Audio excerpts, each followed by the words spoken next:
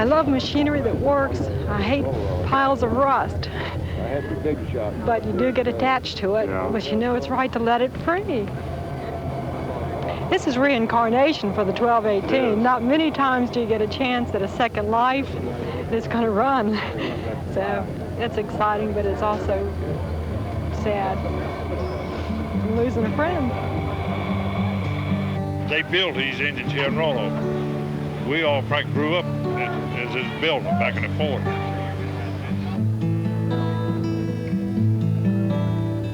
A lot of our relatives worked on them, you know, worked in the East End shops and built them, see?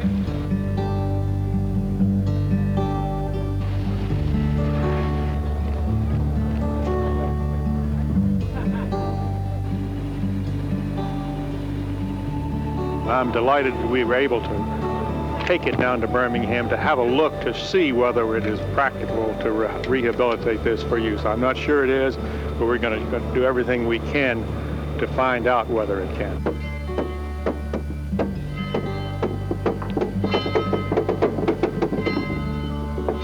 You just start taking it apart. That's what you do. You start taking it apart, and the further you go into it, the more you find wrong. Everything you take apart, you measure it, you check it against the drawing if you have one. Some problems, you look at them at first, the thing is ruined. But you look at it a while, and then you get somebody else to look at it, you know? And everybody will have a different slant on it, and pretty soon somebody will suggest something. And you'll either say, well, that's the dumbest thing I ever heard, or let's try it, you know? Since I came to work up here in February, I have made countless number of parts. I can't begin to tell you how many, you know, different kinds of parts, and every day is something different.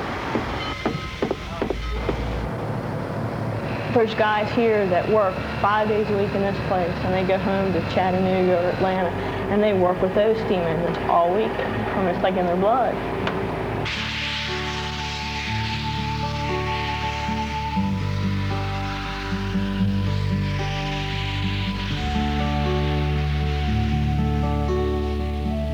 A steam giant is reborn.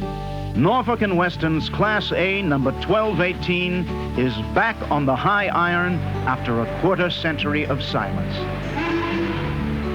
A tribute to veterans of the steam age, to those who keep steam alive today, and to railroad buffs from around the world.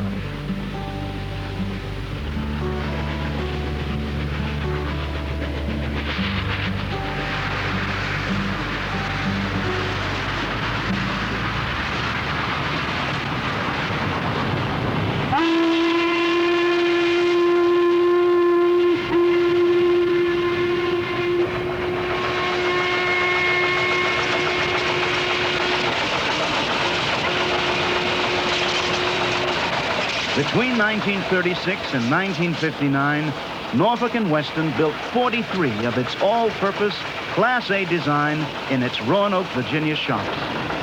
With more than 6,000 horsepower and 114,000 pounds of tractive effort, the A's could handle anything. In World War II, it was used on handling troop trains mostly. And some of the passenger trains got too heavy for the Class K to handle. So it was a combination fast freight, passenger, and general purpose locomotive. And it still was the bread and butter locomotive that handled our heavy coal drive.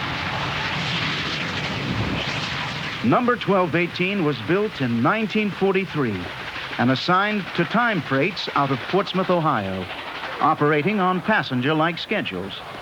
She was retired in '59, the only A to survive scrapping in the transition to diesel. The locomotive was sold as a steam generator, but eventually found a home as a static display in the Virginia Museum of Transportation. Norfolk Southern Corporation restored number 1218 and placed her in excursion service in 1987. 75,000 people ride behind number 1218 and other excursion locomotives every year.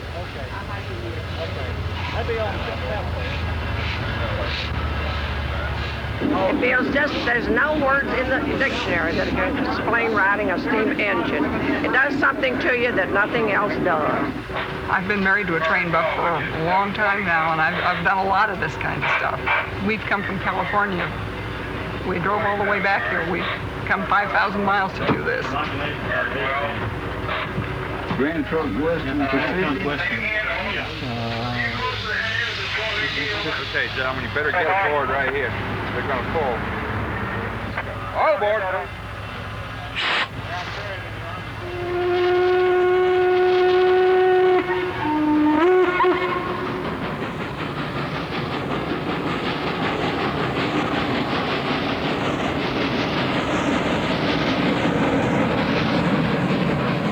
I'm riding so I can enjoy the 1218, the Norfolk Southern Steam.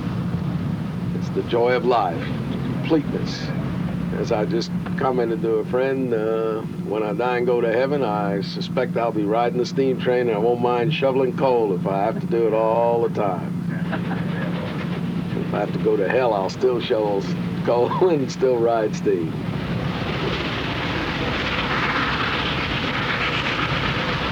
No, it's just, we're just nuts. Just like to play train once in a while. You don't even think that you're being pulled by steam as far as, a jolting feeling or anything. It rides smooth. I enjoy the scenery, and the people are so kind. I notice everybody's almost childlike. They get animated about the train. They love it. I see my father turn into a child overnight when he gets on these trains.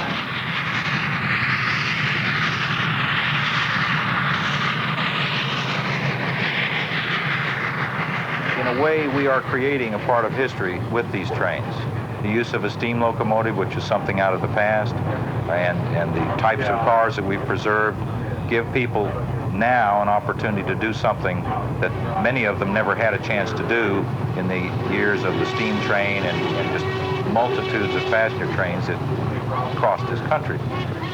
There's something special about a steam locomotive that nothing else will match. Just to hear the sound of that whistle. Fantastic.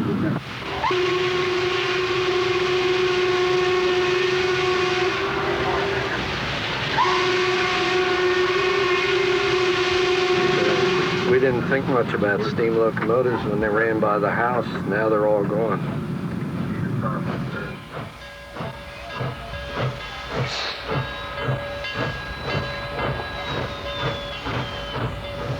That lonesome whistle brings them right out of the woodwork, or out of bed, or down from the hills. Some of the stuff I got.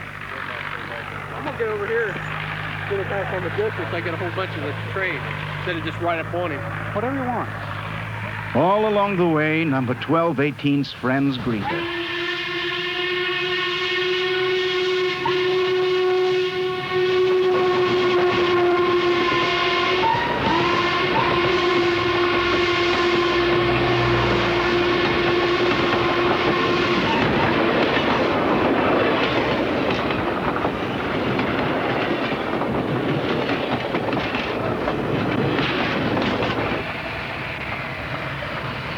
Smoke. See the black smoke? You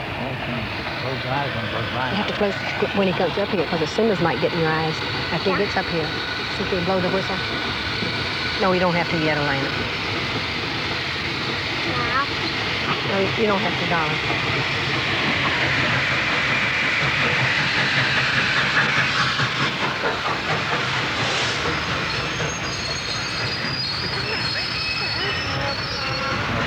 You see it?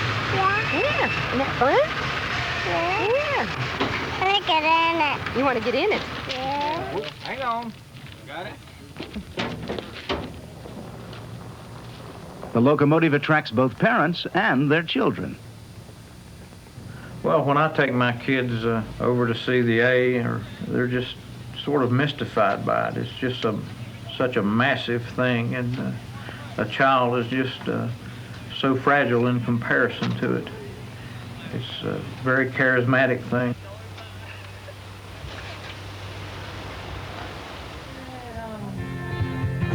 Tennessee Power, In some communities, number 1218's arrival is a good cause for a celebration. They gave him his orders in Monroe, Virginia, saying, Pete, you are way behind time. This is not 98, but it's 97, and we got... Did you get out for both the run bys? Yes. Yeah. Any luck? Oh, the first one was pretty good. The second one was a bit too close. But, You always get that little bit of creeping forward. Just one guy takes one pace forward, and that just blows it. yeah. You know, I was trying to get a shot, you know, one forward and one back, and the second one, that was a hard one. You know, a head bobbed up just at the wrong moment. You know. Oh well. When you've got 1,000 heads to choose from, one of them's bound to be in the way.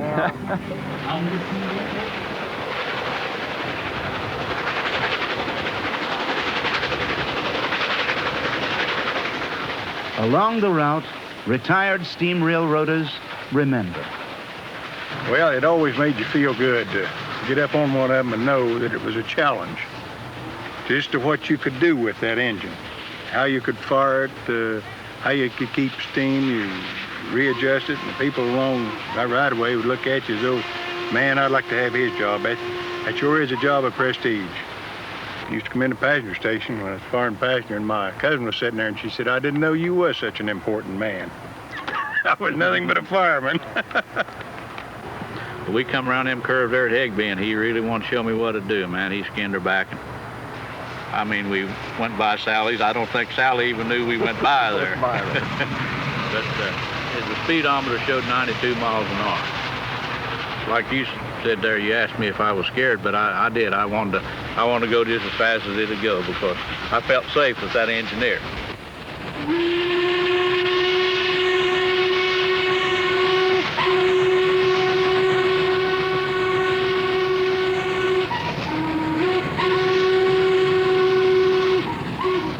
Railroad wives remember too.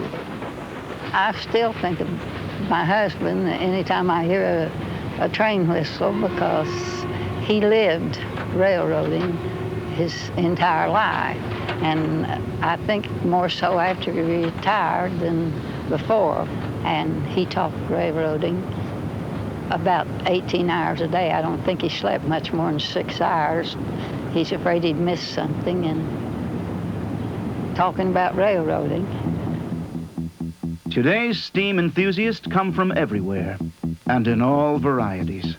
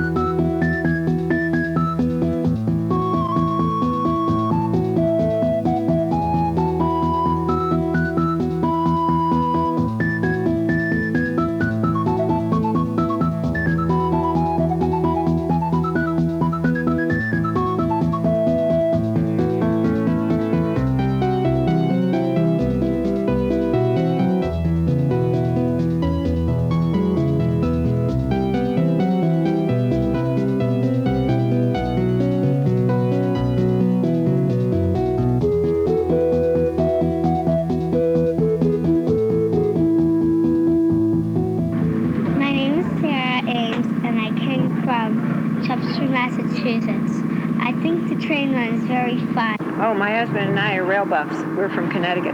My name is John C. Hamill. I'm from Northern Virginia, Fairfax Station. Well, my name's David Potter, and I'm from Sydney, Australia. My name's Eric Cooper. I come from a little city called Alloa in Scotland. It's right in the middle of Scotland. Where's West Virginia? Or what state are we in? Ohio. Most keep busy. Look, I'm busy at the moment. I'd rather take interest in this. Some are camera shy. I'll be indicted. I don't want to be on television. But a steam excursion with number 1218 is not the place to avoid cameras.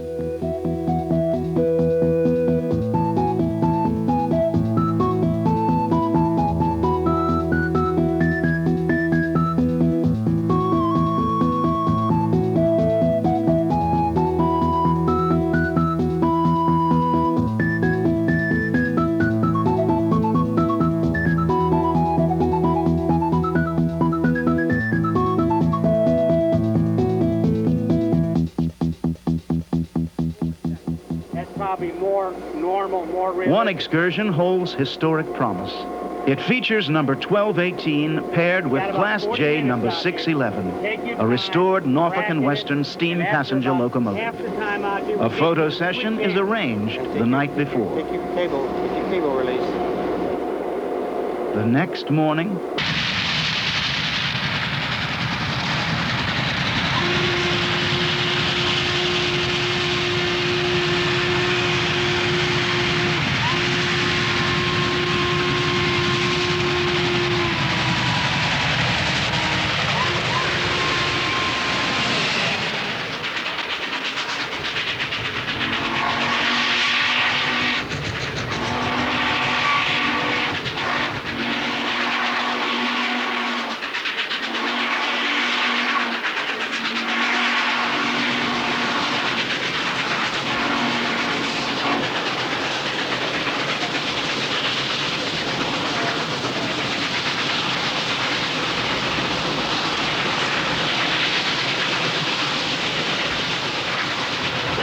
Well, I'll tell you, I've never in my life thought that I would ever see two trains, two steamers, neck and neck, fighting upgrade and downgrade. And I wet my pants 15 times today. The most magnificent sight I ever laid eyes on. 1218 and 611. I've ridden behind both separately, but never together. And this is what it's all about, folks. Norfolk Southern Steam Specials. The power of S squared, which means the power of steam doubled.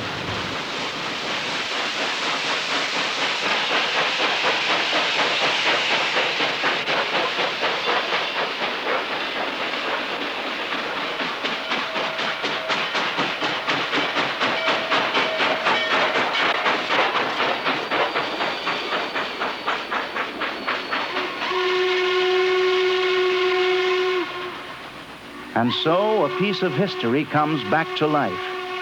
Class A, number 1218, a monument in steel to those who designed and built her, and who maintained and operated her. She belongs not just in the past, but in the present and future, with those for whom smoke and cinders are a way of life. She belongs to the steam people. I think it was built to run forever with a little maintenance. On across the field.